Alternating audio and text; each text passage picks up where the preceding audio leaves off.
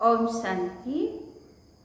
आज मूल्य का डेट है 14/8/2021 का है। मीठे बाबा ने हम मीठे बच्चों को आज साकार मूल्य में कहा, मीठे बच्चे, तुम ड्रामा के गुप्त राज को जानते हो कि यह संगम युग ही चढ़ती कला का युग है। सतयुग से लेकर कलाएं कम होती जाती हैं। आज बाबा का प्रश्न है, सबसे उत्तम सेवा कौन सी है और वह सेवा कौन करता है? आज बाबा का उत्तर है, भारत को स्वर्ग बनाना, रंग को राव बनाना, पतित को पावन बनाना, यह है सबसे उत्तम सेवा। ऐसी सेवा एक बाप के सिवाय और कोई भी नहीं कर सकता। बाप ने ऐसी महान सेवा की है, तब तो बच्चे उनकी इज्जत करते हैं। सबसे पहले सोमनाथ का मंदिर बनाकर उनकी पूजा करते हैं। सबसे पहले सोमनाथ का मंदिर बनाकर उनकी पूजा करते हैं। गीत है, आखिर वह दिन आया आज जो दिन के था इंतजार। ओम शांति।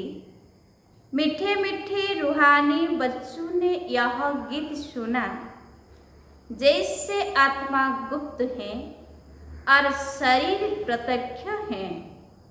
आत्मा इन आंखों से देखने में नहीं आती है, इनकॉग्निटो है जरूर, परंतु इस शरीर से ढकी हुई है। इसीलिए कहा जाता है आत्मा गुप्त है। आत्मा खुद कहती है, मैं निराकार हूँ, यहाँ साकार में आकर गुप्त बनी हूँ। आत्माओं की निराकारी दुनिया है, वहाँ तो गुप्त की बात नहीं। परम पिता परमात्मा भी वहाँ रहते हैं। उनको कहा जाता है सुप्रीम, ऊंचते ऊंच आत्मा, परे ते परे रहने वाला है परम पिता परमात्मा। बाप कहते हैं, जैसे तुम गुप्त हो, मुझे भी गुप्त आना पड़े। मैं गर्भजल में नहीं आता हूँ। मेरा नाम एक ही शिव चला आता है। मैं इसमें आता हूँ तो मेरा नाम नहीं बदलता। इनकी आत्मा का जो शरीर है, उनका नाम बदलता है। मुझे तो शिव ही कहते हैं, सभी आत्माओं का बाप। तो तुम आत्माएं इस शरीर में गुप्त हो, इस शरीर द्वारा कर्म करती हो। मैं भी गुप्त हूँ। तुम बच्चों को यह ज्ञान अब मिल रहा है कि मैं आत्मा इस शरीर से ढकी हुई हूँ। आत्मा है इनकॉग्निटो, शरीर है कॉग्निटो। मैं भी अशरीर हूँ। बाप इनकॉग्निटो इस शरीर द्वारा सुनाते हैं। तुम भी इनकॉग्निटो हो, शरीर द्वारा सुनते हो। तुम जानते हो बाबा आया हुआ है। बाप आते ही भारत को फिर से गरीब से सब घर बनाने।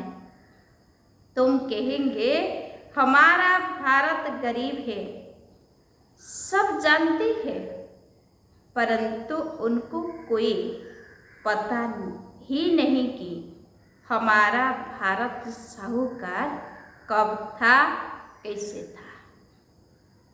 तुम बच्चों को बहुत नशा है। हमारा भारत तो बहुत साहूकार था।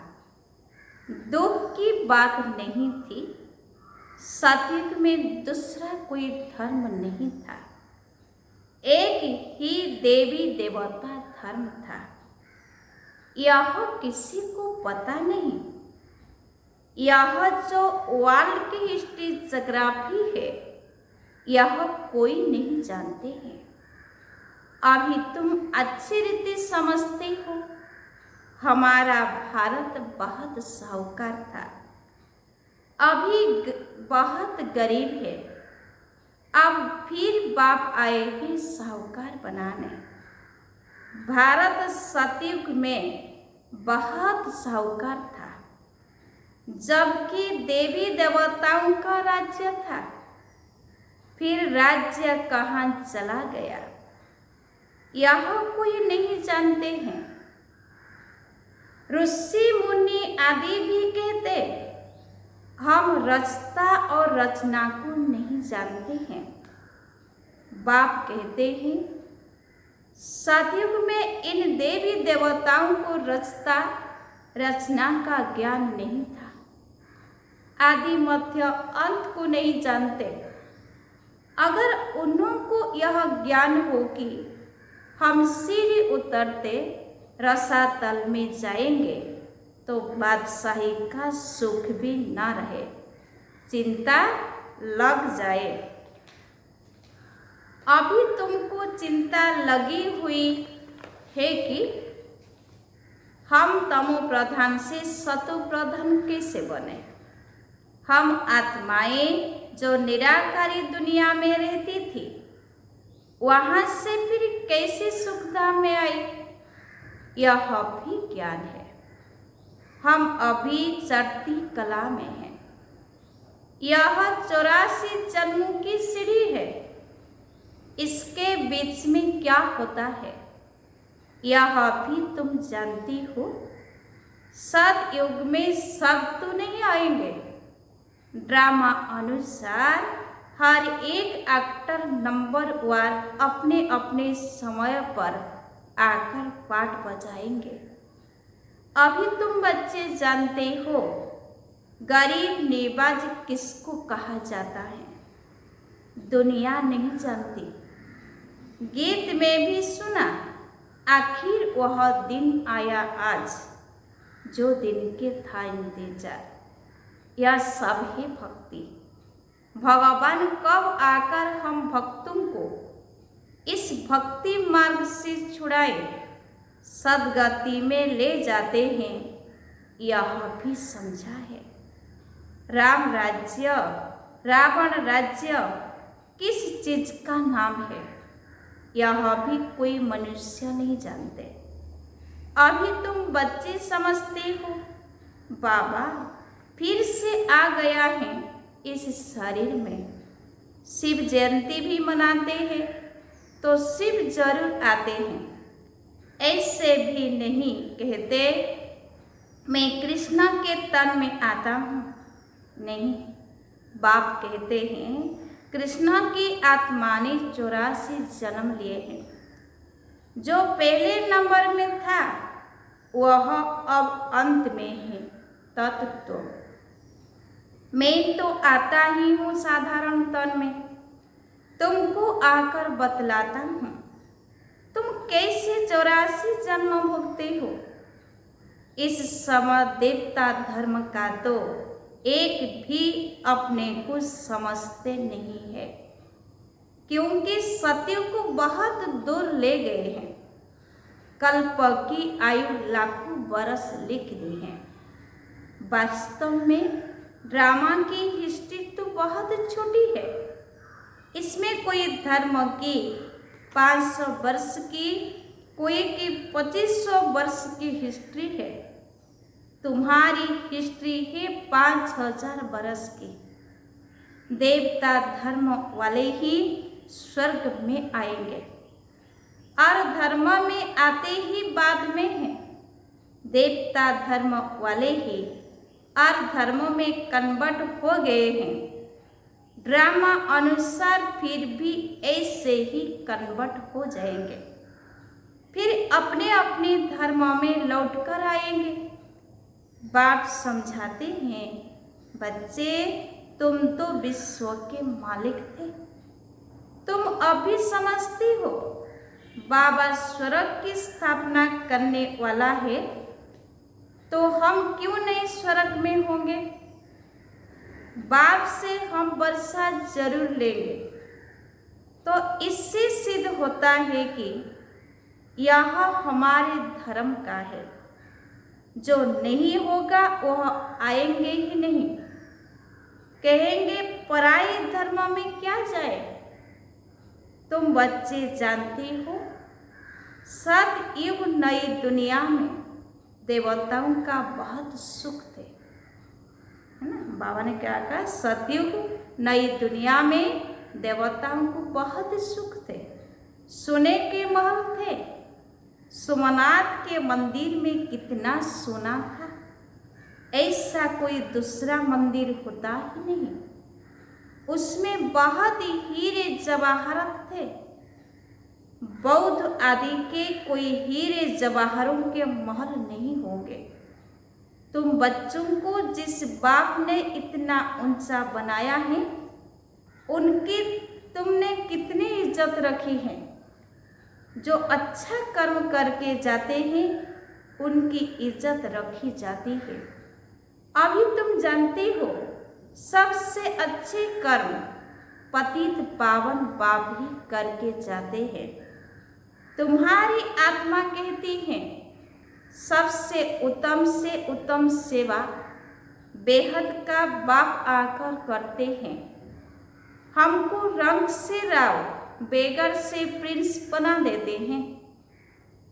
जो भारत को स्वर्ग बनाते हैं उनकी भी इज्जत कोई नहीं रखते। तुम जानते हो, ऊंचते ऊंच मंदिर गाया हुआ है सोमनाथ का, जिसको लूट ले गए। लक्ष्मी नारायण के मंदिर को कभी कोई ने लूटा नहीं है, सोमनाथ के मंदिर को लूटा है। भक्ति मार्ग में यह बहुत धनवान होते हैं। राजाओं में भी नंबरवार होते हैं ना। जो उच्च मर्तबे वाले होते हैं उनकी छोटे मर्तबे वाले इज्जत करते हैं।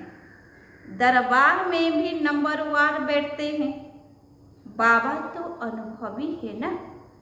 यहाँ की दरबार है पतित राजाओं की, पावन राजाओं की दरबार कैसे होगी, जबकि उन्हों के पास इतना धन होगा तो उन्हों का घर भी इतना ही अच्छा होगा।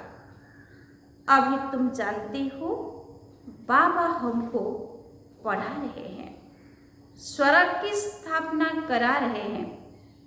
हम महाराजा महारानी स्वर्ग के बनते हैं, फिर हम गिरते हैं, फिर हम पहले पहले शिव बाबा के पुजारी बनेंगे। जिसने स्वर्ग का मालिक बनाया उनकी हम पूजा करेंगे। वह हमको बहुत साहूकार बनाते हैं। अभी भारत कितना गरीब है, आगे इतना गरीब नहीं था, बहुत खुशी में रहते थे। जो जमीन 500 रुपये में ली थी वह आज 5000 में भी नहीं मिलती है। वहाँ तो धनी का मूल्य होता नहीं, जिसको जितना चाहिए ले लेवे। ढेर की ढेर जमीन पड़ी होगी, मीठी नदियों पर तुम्हारे महल होंगे ना। मनुष्य बहुत थोड़े होंगे, प्रकृति दासी होंगी। फूल फूल बहुत अच्छे मिलते रहते हैं। अभी तुम कितनी मेहनत करते हो, लेकिन सूखा पड़ जाता है तो अन्न नहीं मिलता है। तो गीत सुनने से तुम्हारे रोमांच खड़े हो जाने चाहिए। बाप को गरीब निवाज कहते हैं ना, है ना, बाबा को गरीब निवाज कहते हो ना। अब अर्थ समझा ना, किसको साहूकार बनाते हैं? जरूर यहाँ जो आएंगे उनको साहूकार बनाएंगे ना। तुम बच्चे जानती हो हमको पावन से पतित बनने में 5000 बरस लगे हैं। अभी फिर फट से बाबा पतित से पावन बनाते हैं, ऊंचते ऊंच बनाते हैं। 1 सेकेंड में जीवन मुक्ति मिल जाती है। कहते हैं बाबा हम आपके हैं। बाप कहते हैं बच्चे तुम विश्व के मालिक हो। बच्चा पैदा हुआ और वारिस बना, कितनी खुशी होती है। लेकिन बच्ची को देख चेहरा ही उतर जाता है। यहाँ तो सभी आत्माएं बच्चे हैं। हम स्वर्ग के मालिक बन गए। अभी पता पड़ा है कि हम 5000 वर्ष पहले स्वर्ग के मालिक थे। बाबा ने ऐसा बनाया था। शिव जयंती भी मनाते हैं, परंतु यह नहीं जानते कि वह कब आया था। लक्ष्मी नारायण का राज्य कब था, कुछ नहीं जानते। वास्तव में भारत की आबादी सबसे बड़ी होनी चाहिए। भारत की जमीन भी सबसे बड़ी होनी चाहिए। लाखों बरस हो फिर तो बहुत जमीन चाहिए। सारी दुनिया की भी जमीन पूरी न हो। लाखों बरस में कितने मनुष्य पैदा हो जाते, अनगिनत मनुष्य हो जाए। इतने तो है नहीं। यह सब बातें बाप बेट समझाते हैं। मनुष्य सुनते हैं तो कहते हैं यह बातें तो कब नहीं सुनी, न कोई शास्त्रों से पढ़ी। यह तो वंडरफुल बातें हैं। अभी तुम बच्चों की बुद्धि में सारे चक्र के नॉलेज हैं। यह बहुत जन्मों के अंत में अब पतित आत्मा है। जो सतो प्रधान था सो अब तमो प्रधान है। फिर सतो प्रधान बनना है। तुम आत्माओं को अब शिक्षा मिल रही है। आत्मा शरीर द्वारा सुनती है तो शरीर झूलता है, क्योंकि आत्मा सुनती है ना। बरूबर हम आत्मा ने 84 जन्म लिए हैं। 84 माँ बाप जरूर मिले होंगे। यह भी हिसाब है ना, बुद्धि में आता है। 84 जन्म लेते हैं, फिर और कमती जन्म वाले भी होंगे। मिनिमम मैक्सिमम का हिसाब होगा ना।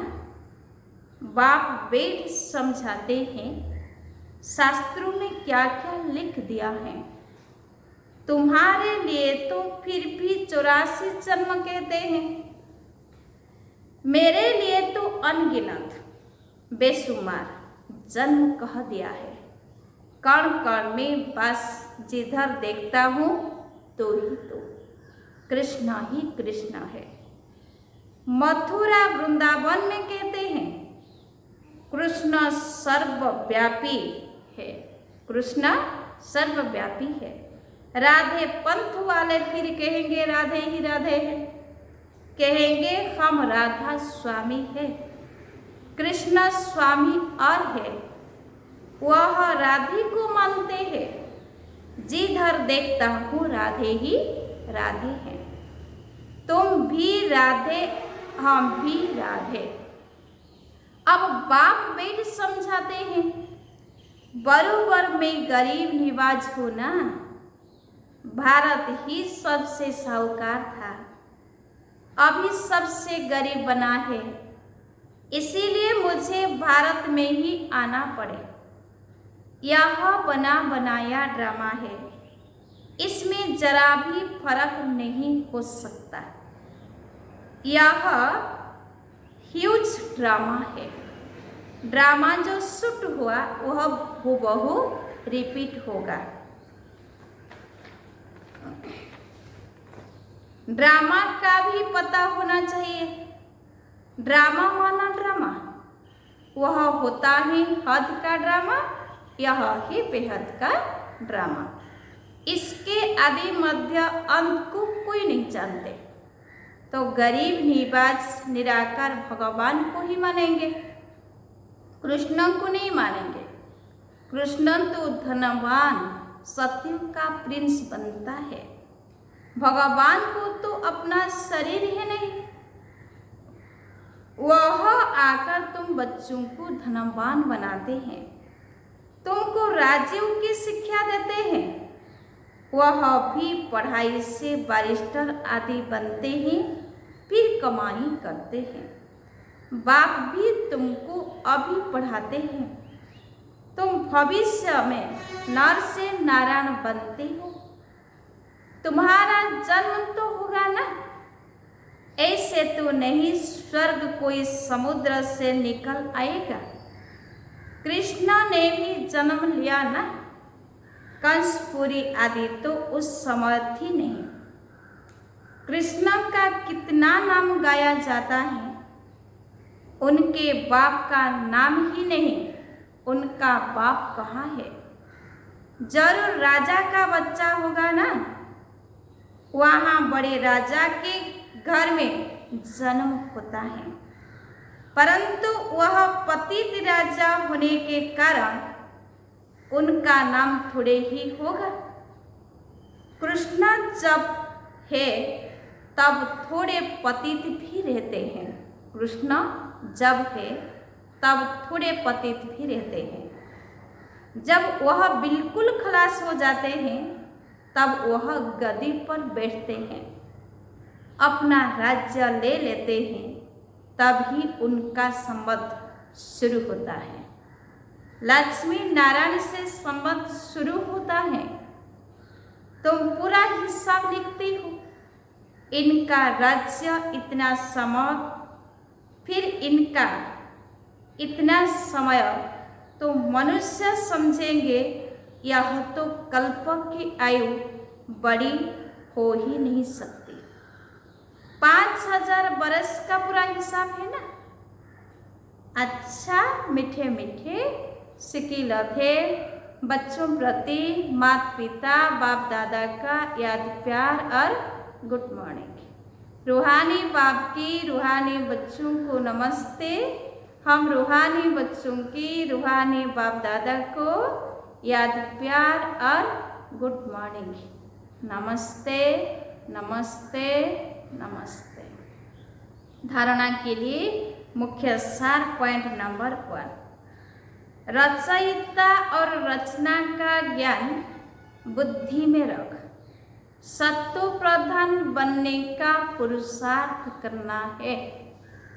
बस एक ही चिंता रहनी है कि हमें सत्व प्रधान जरूर बनना है। पॉइंट नंबर 2, इस बेहद के ड्रामा को बुद्धि में रख, अपार खुशी में रहना है।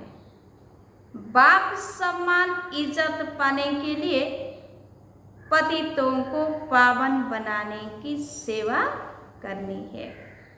आज बाबा का वरदान है, एवर रेडी बन, हर परिस्थिति रूपी पेपर में फुल पास होने वाले एवर हैप्पी भव। एवर रेडी बन, हर परिस्थिति रूपी पेपर में फुल पास होने वाले एवर हैप्पी भव।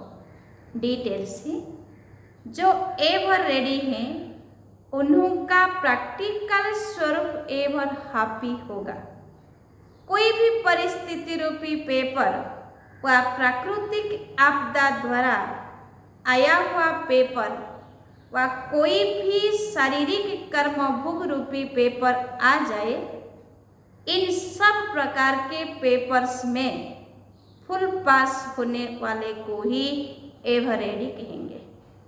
जैसे समय किसके लिए रुकता नहीं, ऐसे कोई कभी कोई भी रुकावट रुक न सके। जैसे समय किसके लिए रुकता नहीं, ऐसे कभी कोई भी रुकावट रुक न सके।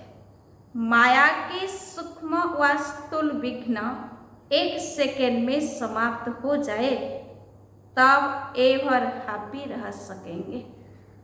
आज बाबा का स्लोगन है, समय पर सर्वशक्तियों को कार्य में लगाना अर्थात मास्टर सर्वशक्तिमान बनना। समय पर सर्वशक्तियों को कार्य में लगाना अर्थात मास्टर सर्वशक्तिमान बनना। आज का सम्मान है, मैं एवर हैप्पी आत्मा हूँ। अच्छा, ओम शांति।